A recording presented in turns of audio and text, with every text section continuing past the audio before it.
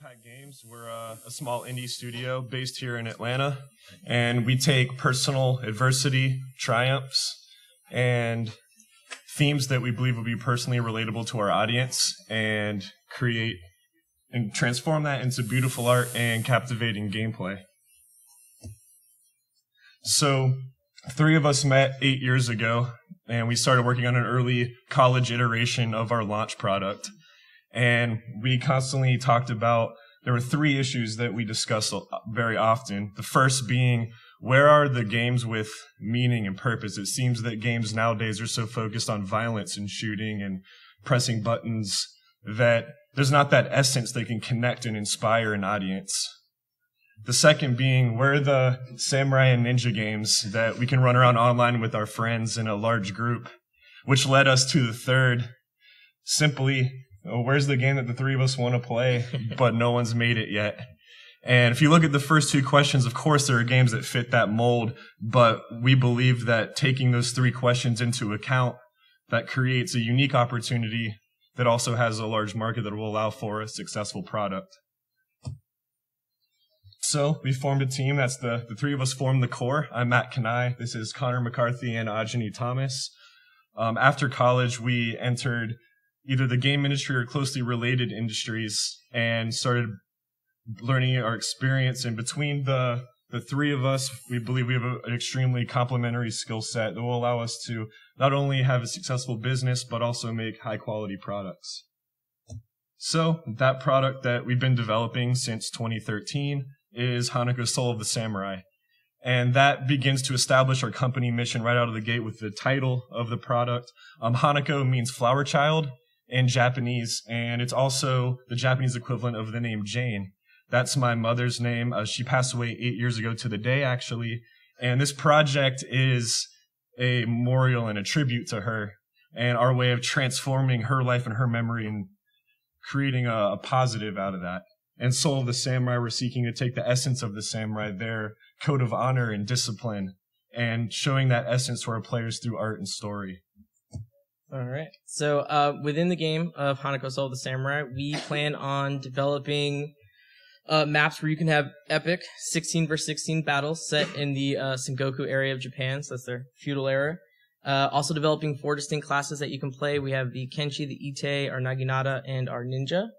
And developing a fluid directional combat system, which will really let you feel like you're in the character. I mean, you have pretty much a control over the 360 space around you, and a unique tug-of-war campaign system where the choices your team makes, and depending on how you win, will affect the map that you play on. And here's just a quick shot of some in-game play that we have. And another one of 2 teams trying to go against each other in objective-based map play. And this is showing, I mentioned earlier, the title brings in the company mission. And this shot is an example of the importance of artistic beauty and symbolism. I mentioned the game means flower child, and this grand sakura tree you see here is the symbolic introduction of my mother for this game. And on a deeper level, you see the land that's fallen away. That basically we're saying that even though everything can fall apart around you, that there's still a path to oneness and a path to hope. And that's kind of the bridge symbolizing connecting the earthly realm to the heavenly realm. And of course, as much as this is a passion project for us, we still have to monetize this. So our initial source of revenue will be selling individual copies of the game at around $20 a unit. We also plan on releasing some downloadable content, so additional character classes, additional maps. And as we build our community and our community matures, the requirements of the players and requests that they have, we'll evaluate those and see if we can create some content that they would enjoy and also release those as downloadable content.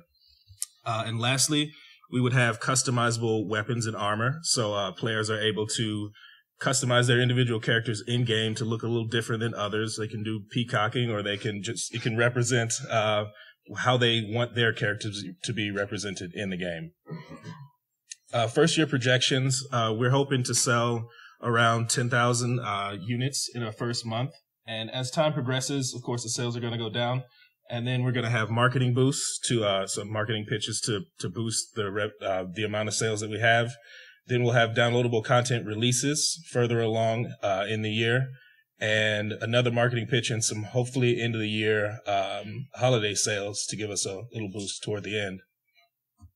So our request is for at least $500,000, and that is to bring on contractors and employees to work full time to get our game done. So the majority of that is in product development.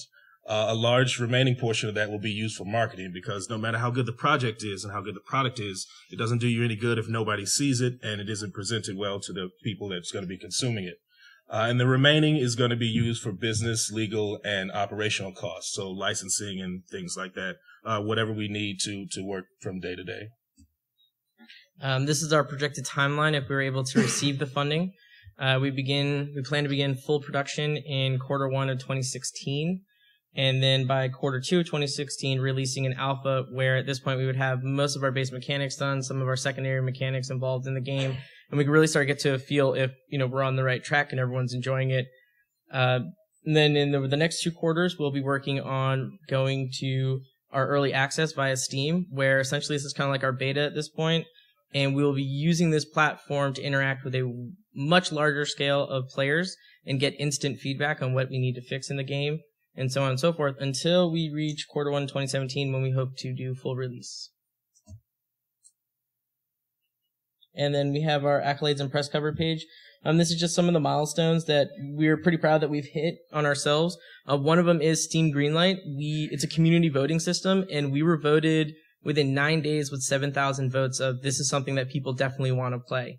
Another one is we were also invited up to Epic to be a part of their streaming series where they talk to indie developers. And with that, we'd like to show you a brief video.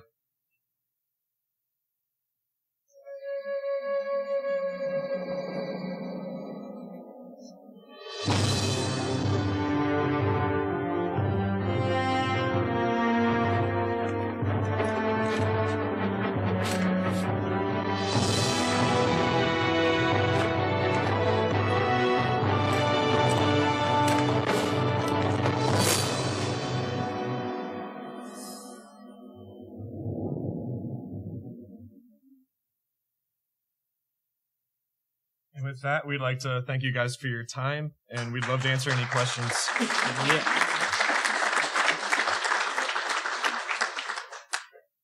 Yes. That will take us to release and allow us to have funding to finish the 2 planned downloadable content releases. But at that time, we'll still have cash flow coming in at release to start carrying the future development as well. Beautiful video. Thank you. Was that in-game, in engine? Yes, that was in engine in UE4. Right, but in-game or just in engine? Just in engine. So that's a kata that we had animated for. Right. Yeah, I mean the animation, was that fully mocap or handcrafted? That's That was handcrafted. Okay. So, and third question, Sure. You're talking about DLC paying for classes. Don't you think that's going to split the player base?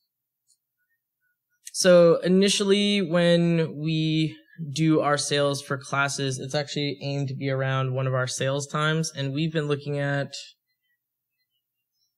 how that will affect people who have the game. A big thing is working on balance, and we have a couple systems in place that no matter what class you're playing and where you're playing in the game, we're not going to have a system where you're going to end up with a level 15 person versus like a level 5 person.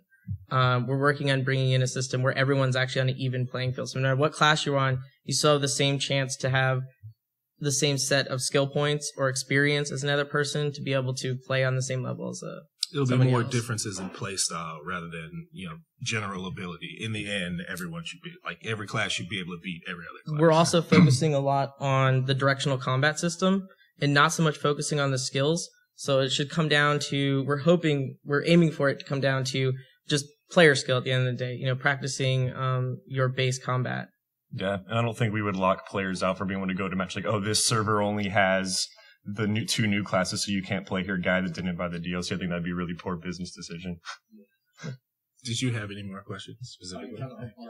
Yes, sir.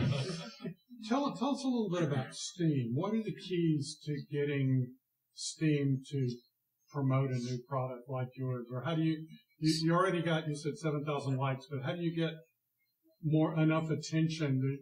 How do you get it out of the noise? So Ajani actually talked about this a little bit. Part of our budget is really focused on marketing.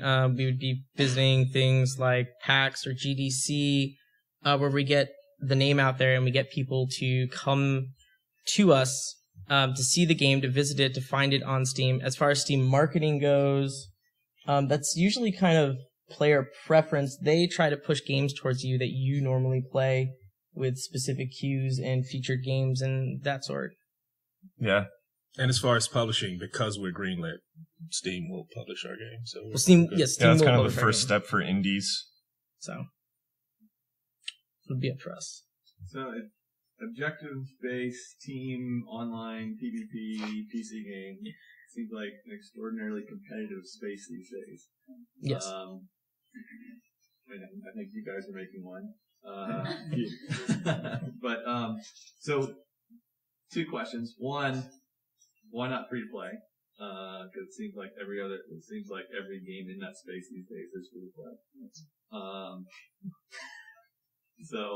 And the second question is is this primarily like a team deathmatch? I mean, what's the depth of gameplay in the kind of moment? Do you want to touch on gameplay? Yeah. Quick? I think on gameplay, it depends on the map. There's a few different game modes, and Connor mentioned the multi-map campaigns, and that's kind of, you're starting in the middle, and depending on who wins, you go to the next, and each map kind of have its own set of objectives, be it it's kind of a take on Team Deathmatch or a take on Capture the Flag. It's not quite a flag. But there's a larger competition going on as well. I mean, there's the individual matches that you play, and then there's the entire campaign that you're trying to win. To touch on why not go free, the game, we have no real large plans of doing a lot of microtransactions within the game. So it's really, you're just buying the game and you're going to play it. We have a release plan for 2 DLCs and some customization when it comes to weapons and armor. But we're not looking at a large chunk of this would be a bunch of microtransactions for like vehicles or any other things within the game. But as we progress, if it turns out that that's what we have to do, then we'll have to adapt. The initial thought process is not bad. To touch on the shooter space and the competitiveness of that field, that's why we chose Melee as a focus. We wanted to stay away from the shooter space because there's so many. Plus, you don't have shooters dressed as samurai. What's going on? Hey guys. Hey. Hello. So 2 other game questions. So it's mainly PvP. Is there any campaign planned, or no, entirely just player versus player? So when you say the tug of war is actually a campaign in and of itself. We'll start in the middle, and the objective is single player. Is there any single player? Oh, content? single player content? No? No, not currently. Okay. It has been in the talks before, but we really want to take this to its thing. Funds, it's not. And then it would be too ambitious for us to try to cover all of those things Yeah. at once. We actually Definitely. had an idea of doing that, and then we talked about it, and we brought on new team members, and they were like, guys, We this is scoped way ourselves. too much to... So it's melee focused, and you're emphasizing directional combat and Mm-hmm. awesome animations. Do you believe that it's going to be a good play experience with keyboard and mouse, or are you anticipating? We've actually been having. we got the controller. We've got the controller at work, and analog sticks have been super fun for people to play with from a controller basis. But we have also been working from the very beginning with keyboard and mouse. So we're focusing on trying to create the best gameplay that we can with both versions. I play with keyboard and mouse. Yeah, he's and completely he keyboard and mouse guy. I'm a controller guy. That's because he doesn't know. So You're going after both on the PC. on the PC on the PC. We're just it's 3. Was there anyone else? who had No, any it's questions? okay. Keep I mean, bringing it's it forward. fun. It's great, but I don't want to, because there are other people who are not game developers who are probably have some questions. So,